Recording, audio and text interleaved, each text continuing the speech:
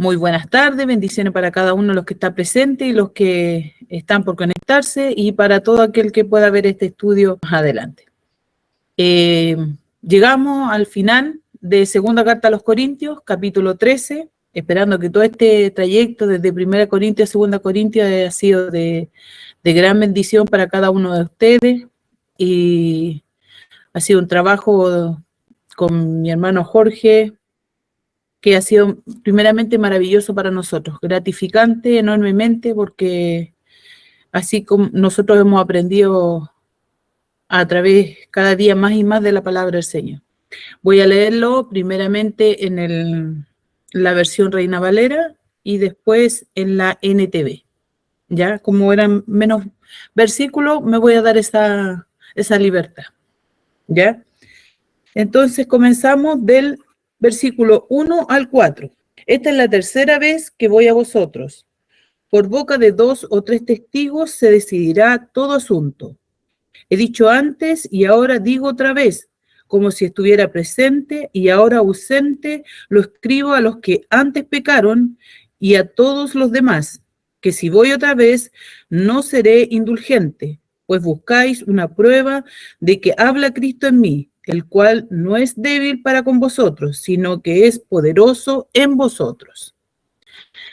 Y en la NTV dice, esta es la tercera vez que los visito, y como dice la Escritura, los hechos de cada caso deben ser establecidos por el testimonio de 2 o 3 testigos. Ya puse sobre aviso a los que andaban en pecado cuando estuve ahí durante mi segunda visita. Ahora les advierto de nuevo a ellos y a todos los demás, tal como lo hice antes, que la próxima vez no tendré compasión de ellos. Les daré todas las pruebas que quieran de que Cristo habla por medio de mí. Cristo no es débil cuando trata con ustedes, es poderoso entre ustedes. Aunque fue crucificado en debilidad, ahora vive por el poder de Dios. Nosotros también somos débiles, al igual que Cristo lo fue, pero cuando tratemos con ustedes, estaremos vivos con Él y tendremos el poder de Dios. Amén. Esta es la tercera vez que voy a vosotros. Así comienza Pablo. En su primera visita a Corintio, Pablo fundó la iglesia y se quedó 1 año y 6 meses. Eso se puede ver en Hechos 18:11. No lo vamos a ver ahora. Su segunda visita fue corta. Fue una visita dolorosa que se sitúa entre la escritura de Primera a los Corintios y Segunda a los Corintios. Segunda carta a los Corintios. Ahora él está preparado para ir por tercera vez. Ya, esta es la tercera vez. Como se dice, la tercera es la vencida. Así que aquí ya queda todo claro. Al llegar Pablo por tercera vez a Corintio, no sería indulgente, como decía en la Reina Valera. Ya no sería tan compasivo, con facilidad de perdonar y lleno de gracia, porque había sido indulgente, a lo mejor había odiado, o había sido débil, o había sido compasivo con ellos. No fue tan duro, ¿ya? A eso se refiere que ahora no sería indulgente, no perdonaría. Con los pecadores, o sea, no sería indulgente con los pecadores no arrepentidos. Sus acciones podrían incluir confrontarlos y denunciar públicamente su conducta. El requisito de que las acusaciones fueran confirmadas por 2 o 3 testigos se encuentra en Deuteronomio 19:15. 19:15 dice, no se tomará en cuenta a un solo testigo contra ninguno en cualquier delito ni en cualquier pecado en relación con cualquiera ofensa cometida. Solo por el testimonio de 2 o 3 testigos se mantendrá la acusación. Amén. ¿Ven? Ese es lo mismo que a eso apelaba Pablo, que de esa manera él iba a tratar con los corintios. Y fue incorporado por Jesús en sus instrucciones a los discípulos con respecto a la disciplina de la iglesia. Ahí mi hermanita Magali me puede leer Mateo 18:16. Amén. Más así no te oyere. Toma aún contigo a 1 o 2 para que en boca de 2 o 3 testigos conste toda palabra. Amén, gracias. Esa es la forma de disciplinar a los hijos de Dios. Así Pablo iba a disciplinar a los corintios. Practicar la disciplina de la iglesia, llamándolos para que se presenten ante los líderes de la iglesia. Esa es la otra forma de disciplinar. Llamar a los que están cometiendo el pecado, a los que no han querido entender, los que están descarriados, llamarlos ante los líderes de la iglesia. Aquí ya no estamos usando, ya aquí ya no, con los 2 o 3 testigos no se pudo, entonces ahora, ven, aquí vamos.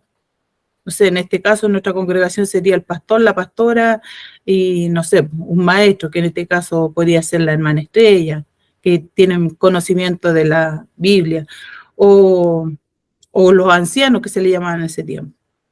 Y el tercero, expulsarlos de la iglesia. Esto cuando ya no entendieron, cuando ya no hubo caso, se les llamó la atención y no dejaron de pecar, no dejaron de ser necios. Aquí viene el último y que es el más doloroso, que sería expulsarlos de la iglesia. Yo creo que esa es la parte más dolorosa, que Pablo no quería llegar nunca a esa instancia. Y yo creo que ningún pastor, ningún líder quiere llegar a esa instancia de tener que decirle, no, ¿sabes qué? Mejor te vas. Pero cuando ya no hay caso, es como la última opción que queda de decir, no, ya usted no puede seguir aquí. Así que esa era la última. Pablo también les advierte que, dado que están exigiendo pruebas que Cristo habla a través de él, cuando él llegue, las tendrán. No será la clase de pruebas que ellos esperan, visiones o revelaciones, señales o prodigios, que a veces esas eran las pruebas que más a ellos les gustaba, sobre todo a los corintios, que de esa forma ellos quedaban confirmados, no, si él tiene poder, hace milagros, entonces sí, es de Cristo, es de Jesús, porque tiene ese poder, porque a ellos les gustaban eso. Pero él no venía con eso. En cambio, será el ejercicio del poder de Cristo para disciplinar a los ofensores. Les recuerda que Cristo en su crucifixión parecía solamente un hombre débil e indefenso, pero su resurrección y su vida demostraron su poder divino. Así es como todos, cuando Jesucristo estuvo ahí en la cruz, como decían, que se salve ahora. Todos lo vieron débil, de que a lo mejor todo lo que, si era hijo de Dios, ¿cómo no podía salvarse? Ahí viene la debilidad, pero el poder de él era la resurrección. El poder de Dios era que él iba a ser resucitado. Ese era el poder y la gloria de Dios. De la misma manera, él mismo, aun siendo débil, obrará con ellos con el poder de Dios. Cuando el poder de Dios, cada uno de nosotros teniendo el conocimiento de la palabra de Dios, puede obrar así de la misma forma en que Pablo iba a orar, con el poder de Dios. El poder de Dios, el conocimiento de la palabra, y actuar con esa sabiduría, de que él iba a tener que ser firme conforme a la palabra de Dios. Ya no iba a ser más débil, no iba a ser más compasivo, ni dejar pasar 1 y 1000 pecados. Muchas veces cuesta en las congregaciones, o a veces a los líderes les cuesta llamar la atención, porque no quieren entrar en conflicto, pero a veces es necesario, y se debe llamar a la disciplina, para que haya un orden, porque todas las cosas de Dios son con orden. Continuamos con los versículos 5 y 6. Pastora, ¿me lo puede leer? ¿Lo tiene la Reina Valera? Sí, en los dos. Léame la Reina Valera. Examinaos a vosotros mismos si estáis en la fe. Probaos a vosotros mismos, o no os conocéis a vosotros mismos a vosotros mismos, que Jesucristo está en vosotros, a menos que estéis reprobados. ¿Solo el 5? El 6 también. Más espero que conoceréis que nosotros no estamos reprobados. Amén. Y en la NTV dice, examínense para saber si su fe es genuina. Pruébense a sí mismos. Sin duda saben que Jesucristo está entre ustedes. De no ser así, ustedes han reprobado el examen de la fe genuina. Al ponerse a prueba, espero que reconozcan que nosotros no hemos reprobado el examen de la autoridad apostólica. Aquí sale como un poquito más clarito en la NTV. Quizás los corintios tengan en mente lanzar acusaciones nuevamente a Pablo contra él y someter a comprobación sus afirmaciones de que es un apóstol genuino. Saben que 1 Corintios y 2 Corintios era como lo que más se trataba, Pablo defendiendo su apostolado. Pero aquí Pablo les dice que se examinen a sí mismos. Qué importante eso, examínense a sí mismos. Nosotros también debemos examinarnos a sí mismos, cada uno. Y que debe ser fuerte. Imagínense un día el pastor nos diga a alguno de nosotros, examínese, usted está en Cristo, examine su fe, usted es un verdadero cristiano, usted es un verdadero hijo de Dios. Es fuerte, pero eso es algo que nosotros debemos hacer también. Nosotros debemos examinarnos. ¿Realmente estamos en Cristo? ¿Realmente nuestra fe es genuina? Es fuerte. Para asegurarse de que están en la fe. O sea, examínense para que vean si están realmente en la fe. ¿Cuál fe? La fe salvadora.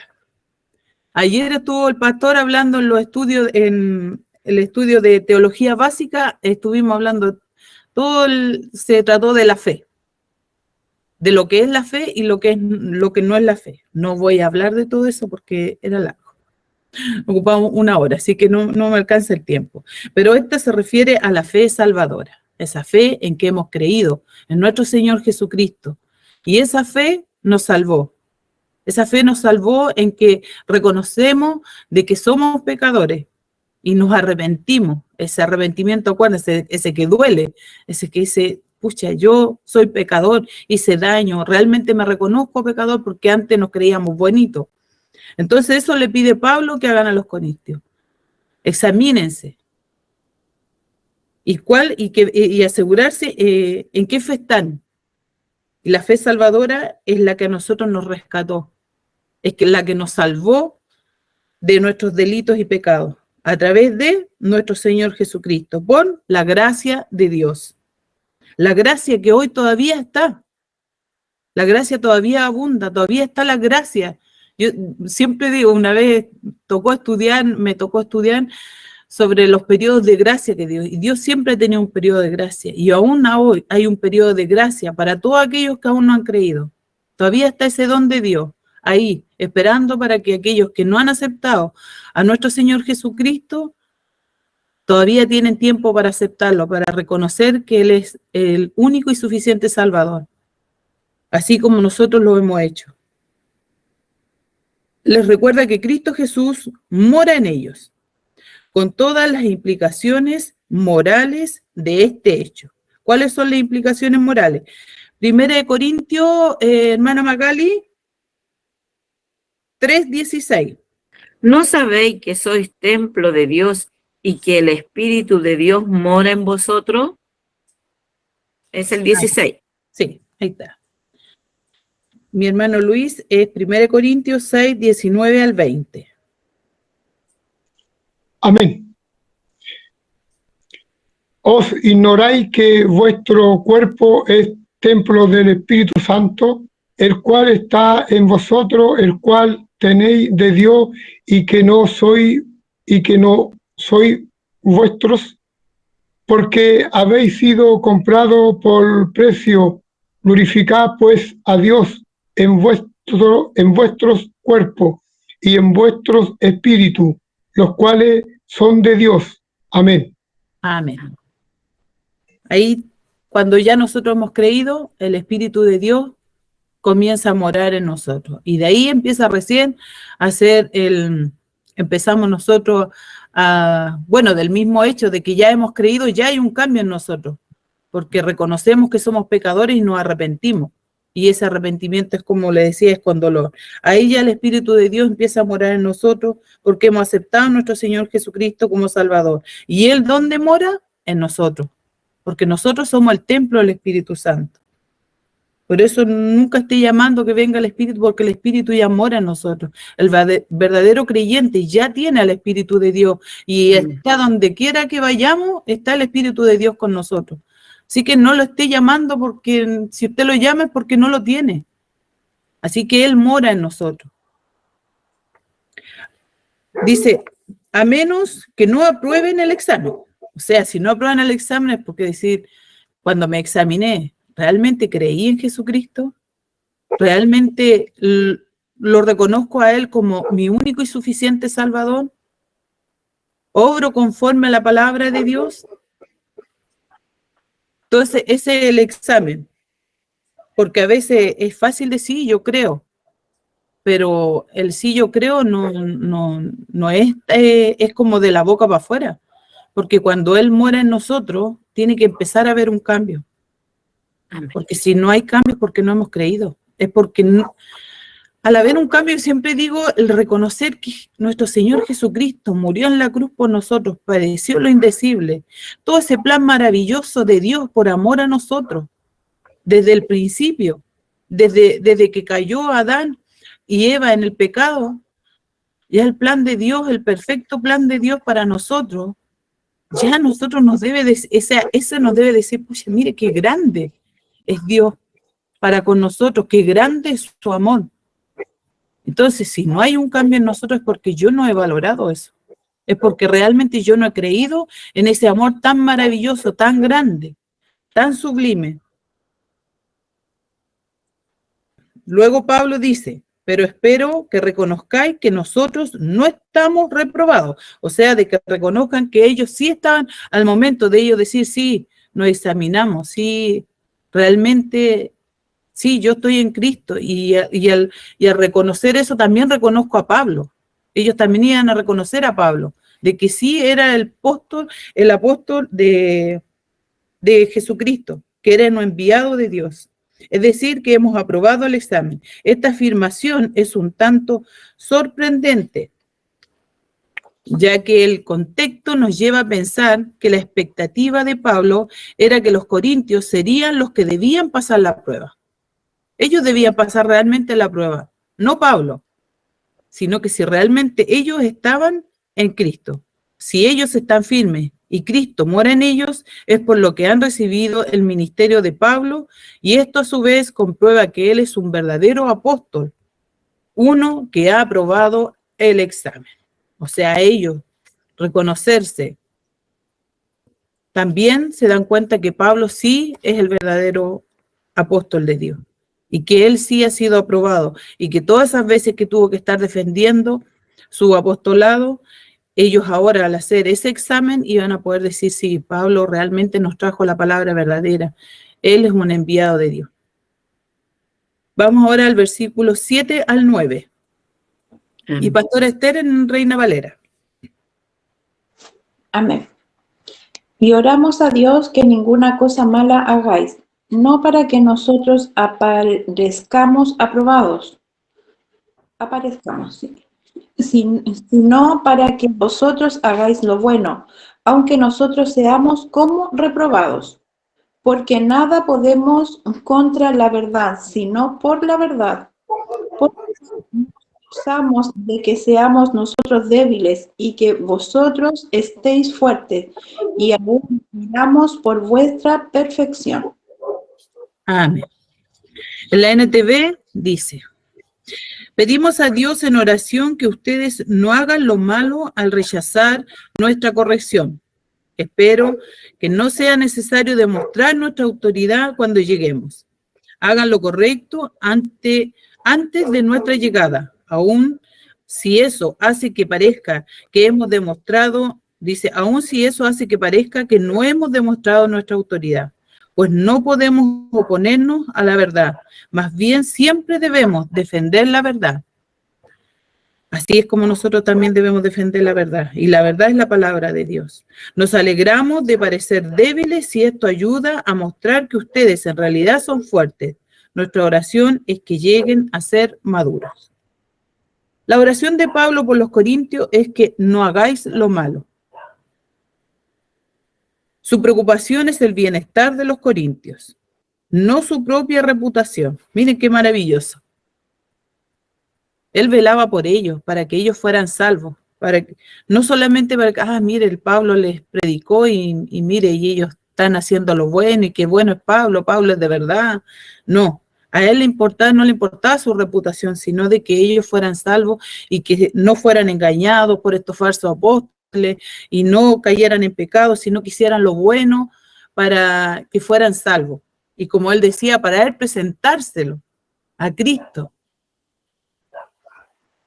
Eso es lo que él quería, de que ellos no estuvieran contaminados con otros dioses, con otras creencias.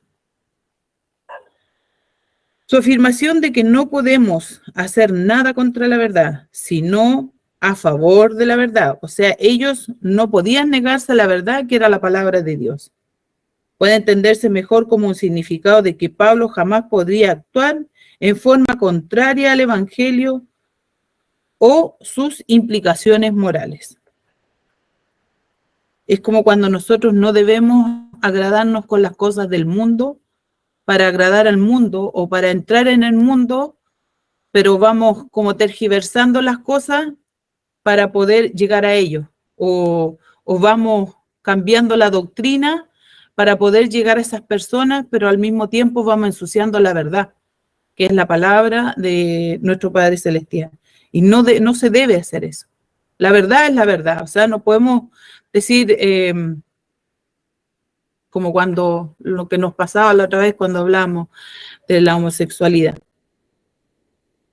En la Biblia claramente dice que eso es pecado. Y nosotros no podemos decir, no, es que pucha, sí, nosotros no les deseamos mal, no.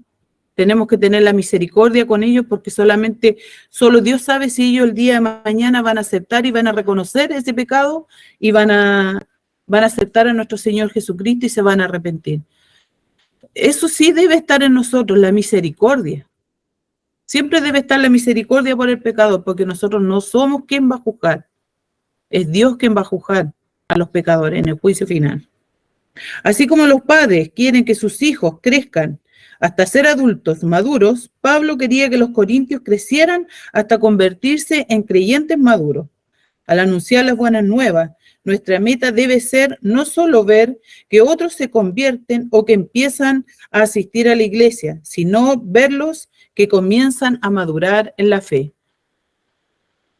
Cada uno de nosotros, cuando alguien llega a la iglesia o le compartimos la palabra, la idea es seguir procurando de que esa persona siga creciendo en la fe. No es como decir, ya logré que alguien llegara a la iglesia y de ahí me olvido que él siga creciendo solito nomás. No.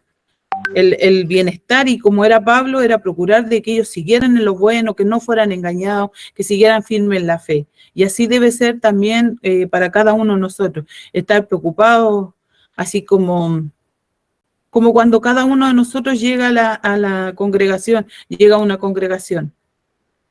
El ejemplo, supongamos, yo lo tuve con mi hermana Estrella, desde que yo llegué, ella después me empezó a discipular y siempre estaba preocupada de que estuviera bien en las cosas, en la palabra del Señor, y que siguiera firme, estudiando, y así el hecho que después que uno va adquiriendo trabajo también en la congregación, eso también te ayuda a madurar, a crecer en la palabra. Pero no puede uno llegar ahí y quedar como solita.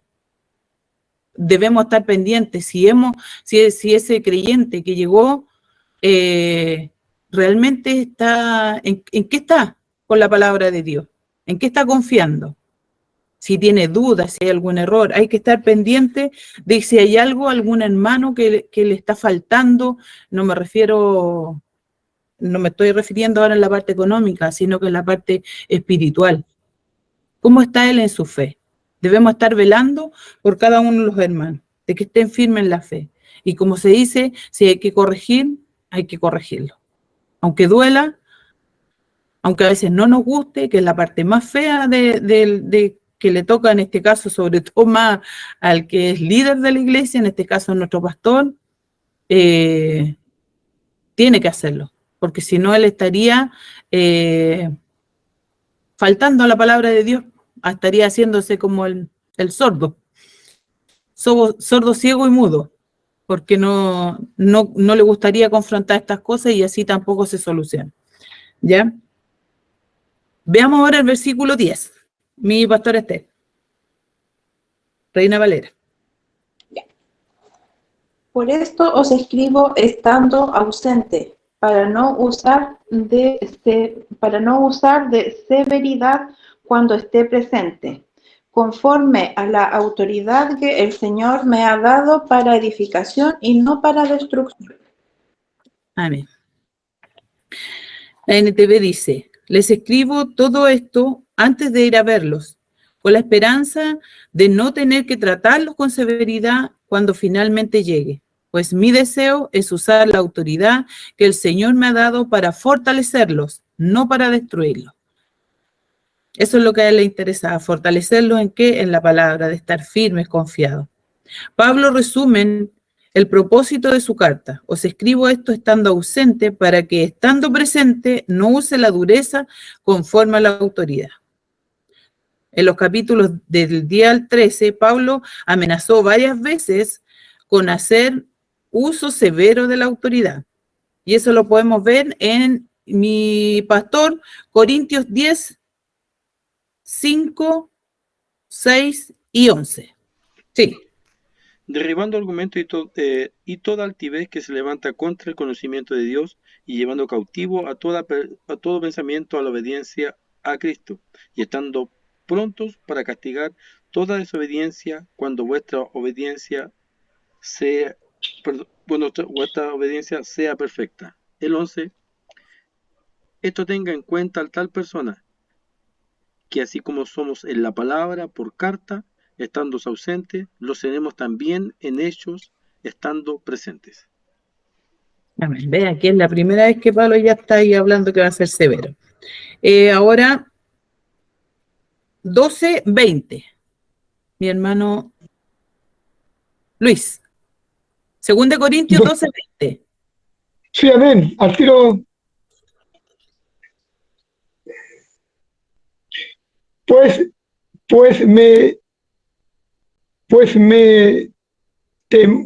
me temo que cuando llegue no os halle tales como quiero, y yo sea hallado de vosotros, cual no queréis que haya entre vosotros contienda, envidia, ira, divisiones, malecidencias,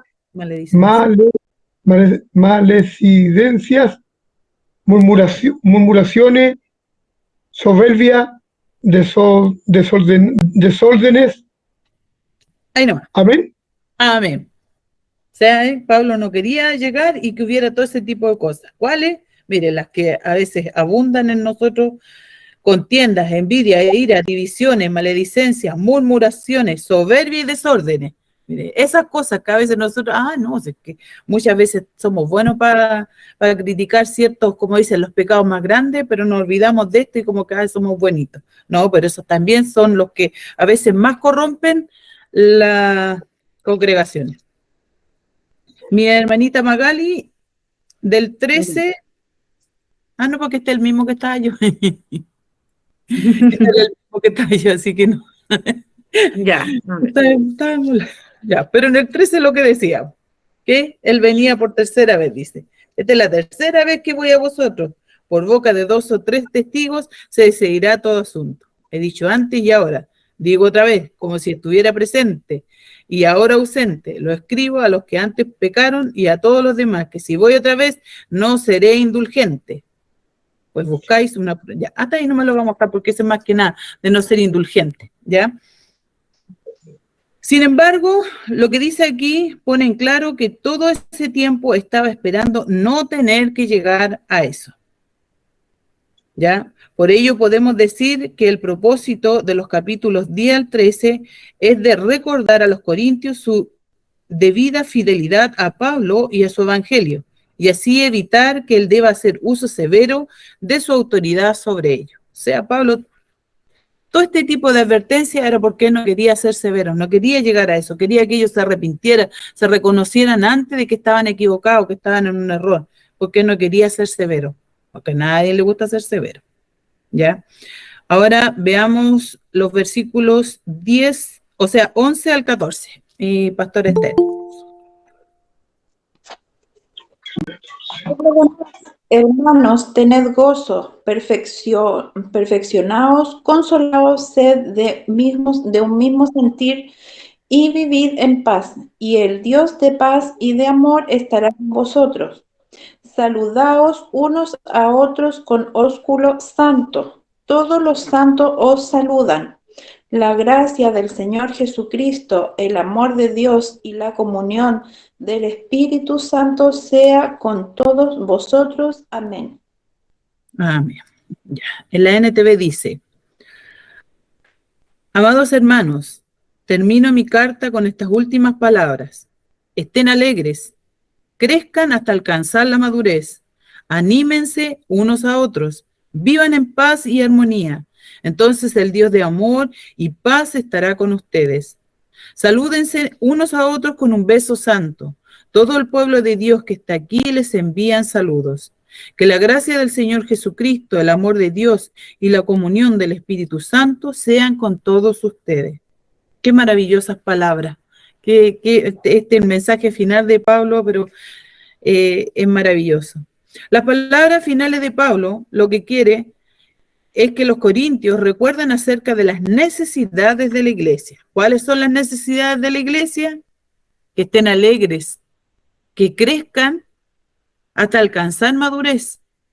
Anímense unos a otros, vivan en paz y armonía. Esas son las necesidades de la iglesia, que se saluden unos a otros con un beso santo. Eso es el amor, es la fraternidad entre los hermanos, la coinonía. Eso es lo importante, es lo más importante.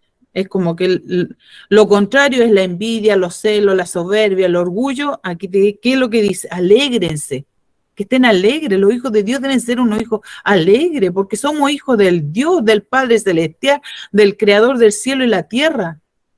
Eso ya es suficiente para nosotros, de estar gozosos.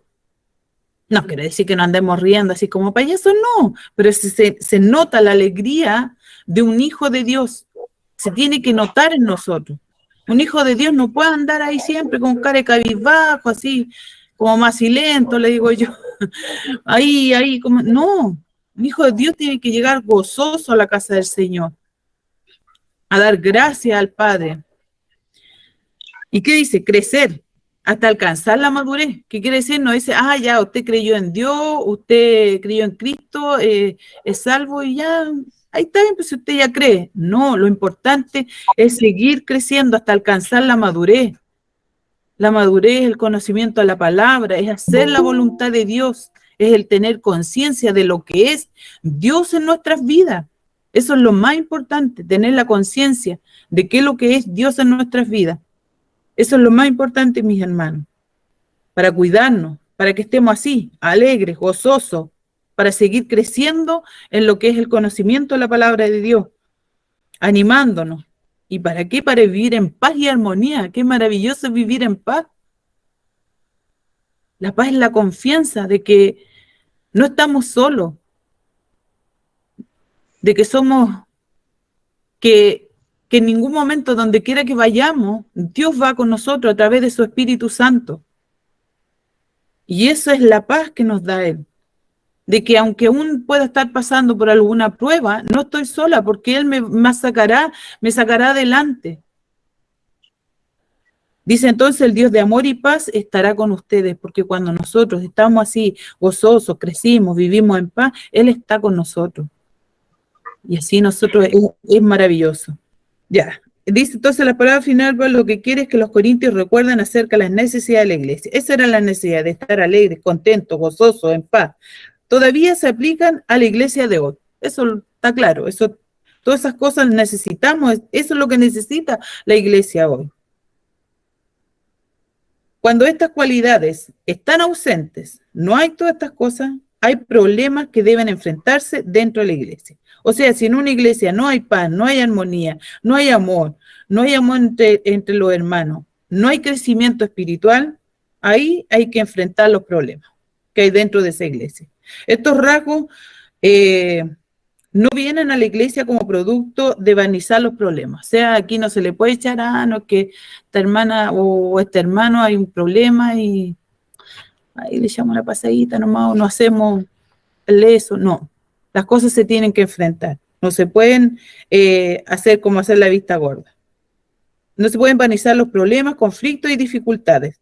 No son producidos por la negligencia negativa, retiro o amargura. Son el producto de una labor extremadamente ardua resolviendo problemas. O sea, aquí no se puede tapar, como se dice, el sol con un dedo. Aquí hay que resolver los problemas. En las congregaciones, en la iglesia en general se deben resolver los problemas. Así como Pablo y los corintios debieron batallar arduamente con las dificultades para conseguir la paz. De igual modo debemos recibir y obedecer los principios de la palabra de Dios y no solo escucharlos. O sea, debemos ser hacedores de la palabra de Dios. La bendición de despedida de Pablo invoca a los tres miembros de la Trinidad: Padre, Dios, Hijo, Jesucristo el Señor y Espíritu Santo. Aunque el término Trinidad no está incluido implícitamente en la Escritura, en la Escritura, versículos como este muestran que era aceptada y experimentada a través del conocimiento de la gracia de Dios, el amor y la comunión. Aquí hablamos de la Trinidad. La palabra Trinidad no sale en la Escritura, pero sí aquí con estos mismos versículos se da a entender que es Dios, Hijo y Espíritu Santo. Son tres. Dios trino. Pablo estaba enfrentando un problema latente en la iglesia de Corintios. Él pudo negarse a comunicarse con ellos hasta que solucionaran el problema, pero los amaba y se acercó una vez más con el amor de Cristo. Amor, sin embargo, significa que algunas veces debemos enfrentarnos a aquellos a quienes amamos. Por mucho que nosotros amemos a nuestros hermanos, también tenemos que enfrentarlos, porque muchas veces por amor podemos decir, no, es que no le voy a decir nada, voy a callar porque es mi hermanita o porque es mi hermanito y lo voy a dejar pasar. No, aunque yo ame a ese hermano, yo tengo que solucionar el problema o aclarar lo que pueda estar pasando o en el error en que pueda estar el hermano. Incluso en el error en que puede estar el mismo pastor, porque un pastor también puede equivocarse, puede errar. Y un hermano también puede decirle, pastor, usted se está equivocando. Ahora si el pastor no, es que a lo mejor es idea suya nomás, entonces otra hermana que piense lo mismo que yo, o que no que piense, sino que haya visto lo mismo que yo. Y decirle, no, pastor, usted realmente sí está equivocado en esto. Pero así también el pastor cuando ve que alguno de los hermanos está equivocado, por mucho que lo ame, también tiene que corregirlo. Tanto la autoridad como la preocupación personal son necesarias al tratar con la gente que arruinan sus vidas con el pecado, porque al final eso es lo que hacen, se arruinan con el pecado. Pero hay varias formas erróneas de acercamiento al confrontar a otras personas y pueden motivar una mayor ruptura en el lugar de la sanidad. O sea, hay maneras también en cuales nos podemos equivocar cuando queremos solucionar este tipo de problemas. Podemos ser legalistas, que de eso a veces abundan. Ser legalistas y derribar a la gente con las leyes que debieran obedecer. Podemos también retirarnos porque no queremos enfrentar la situación. O sea, ¿sabes qué más? Me voy porque no quiero enfrentar esta situación. Podemos alejarnos al chismear sus problemas y lograr que otros también se pongan en su contra. Eso también a veces pasa en la iglesia. Cuando tenemos algo contra alguna persona, queremos hacer de que otro también esté de acuerdo con lo que yo estoy opinando o con lo que yo siento hacia otro hermano. ¿Y qué es lo que hago? Lo trato de acercar a mí para que él piense o se ponga contra esa persona.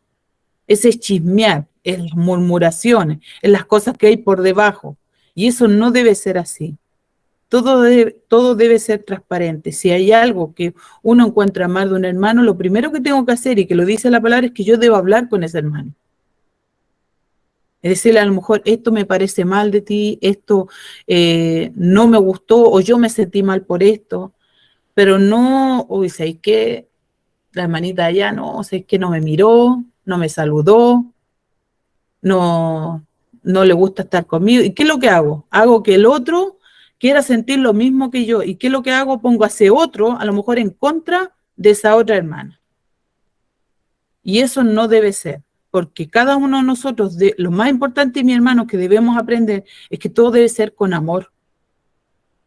Si yo amo a mi hermano, mi pensamiento debe ser, oh, mi hermana no me saludó, a lo mejor, le voy a preguntarle, hermanita, ¿usted tiene algún, no sé, por qué no?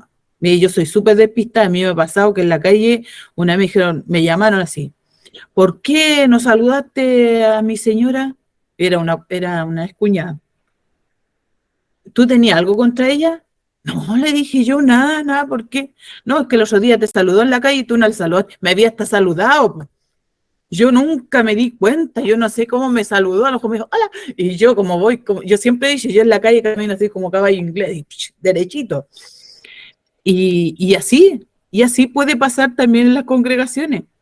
Que a veces un hermano puede estar despistado en su mundo y no necesariamente va a andar ahí como, no sé, pues a lo mejor se despistó y no saludó, a lo mejor por eso también es importante el ósculo santo, el afecto, el de darnos también ese afecto, ese cariño. Cuando nosotros llegamos a la congregación y nos saludamos todos, es importante. Pero de repente, imagínense, en eso se nos olvida. O yo llegué antes, como nos toca a nosotros, supongamos en el coro, que estamos adelante, y de repente estamos adelante y estamos todo el culto adelante, y nos saludamos en hermano.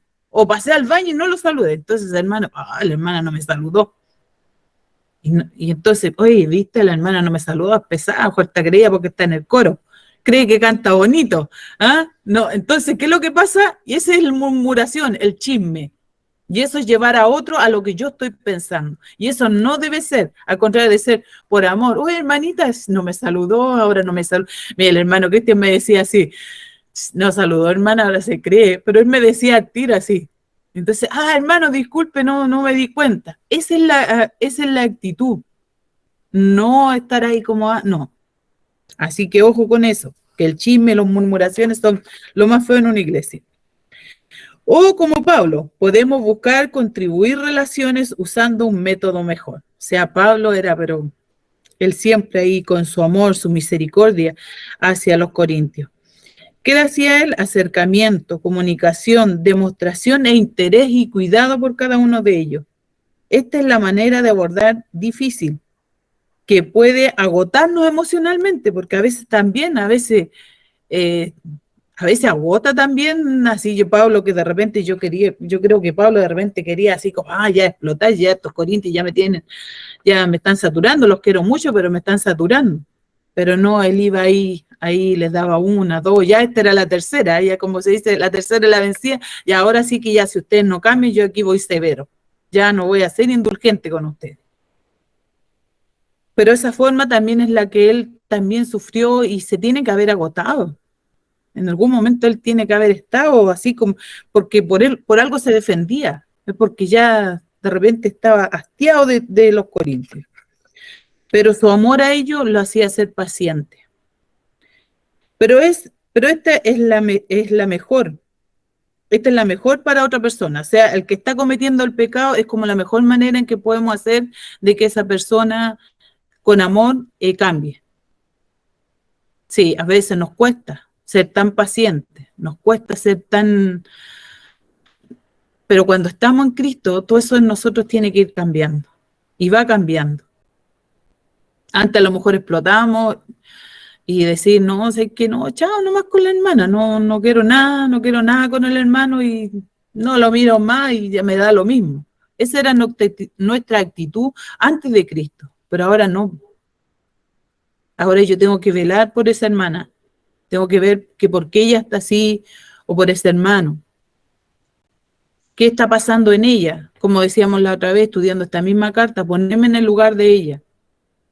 Todos somos diferentes, no todos tenemos la misma fuerza, otros son más débiles. Entonces por eso tenemos que ser misericordiosos. ¿Ya? Entonces la fórmula de Pablo era la única que se asemejaba a Cristo, claramente, porque Él fue tan maravilloso con nosotros. Que se asemeja a Cristo, usaría al tratar con los pecados de otros.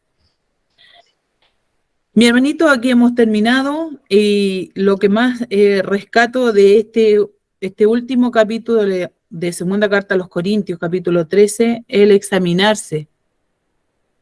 Es como también solucionamos los problemas dentro de la iglesia. El examinarse, mi hermano, es muy importante. Y lo más importante también, lo que Pablo quería, ellos que fueran creciendo en el conocimiento de la palabra, creciendo en el amor de Cristo. Cuando nosotros asimilamos todo lo que el amor de Dios por nosotros y todo lo que nuestro Señor Jesucristo sufrió, aunque era el plan perfecto, por nosotros tiene que haber un cambio en nosotros. Si no hay un cambio es porque nada nos ha movido. Es porque solamente sí, yo creo. Así como muchos de afuera, porque muchos de afuera dicen creer. Incluso hasta ponen versículos todo, pero el pecado les llega hasta acá arriba. Entonces no hay un cambio. No han creído. Es de boca para afuera.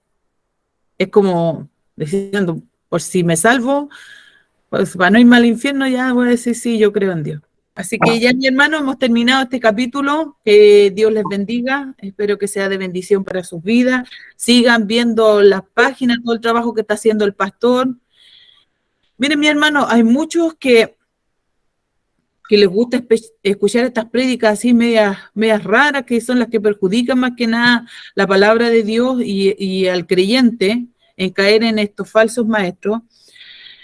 Yo siempre he dicho, a veces nos cuesta darnos tiempo, pero aquí están todos estos estudios. El pastor se ha dado un trabajo y grande, así que ustedes métanse al canal de la IEPI mientras está cocinando, mientras está barriendo, póngala ahí, no sé, yo lo pongo hasta con un parlante chico ahí que tengo y lo estoy escuchando. Cuando usted está cocinando, está en la cocina como una hora y media. En esa hora usted escucha, lo más bien cada día puede escuchar uno de estos estudios o las prédicas, repásenla, porque la mente es débil. Nosotros mismos que hemos estudiado, de repente se nos olvida. Nos queda como la idea, pero no nos queda todo como todo, no es que uno se aprenda la Biblia de memoria. Pero es necesario, o sea, si nosotros tenemos interés en aprender, esa es la mejor forma que yo les digo que yo he aprendido. Así, cada día ponen, bueno, aparte de leer la Biblia, porque eso es lo principal, tienen que darse el tiempo de leer la Biblia, aunque sea 1 o 2 capítulos por día, pónganse una meta y léanla despacito, al que le cuesta entender, léanla despacito. Existen varias versiones, si le cuesta entender, así que la Reina Valera a veces tiene palabras que son como difíciles de entender, puede comprarse la versión NTV. Son traducciones que nos ayudan a entender. Cada una de estas traducciones nos ayudan a entender cuál es el mensaje de Dios. Usted puede tener 1, 2, 3, 4 Biblias y con eso se ayuda para entender los versículos que usted no ha comprendido bien.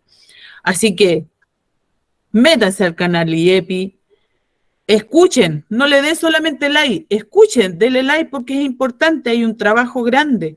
Así como en cada estudio hay un trabajo, también hay un trabajo, tiempo invertido. Así que háganlo, mis hermanos, sobre todo nosotros que somos de esta congregación, debemos hacerlo. Porque independiente que usted haya estado aquí en este estudio, unos días más, si alguien le pregunta, a lo mejor se nos olvidó.